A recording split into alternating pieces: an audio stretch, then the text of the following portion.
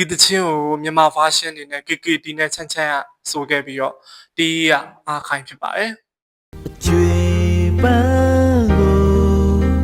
ကိုလိုချင်ပေမဲ့လဲ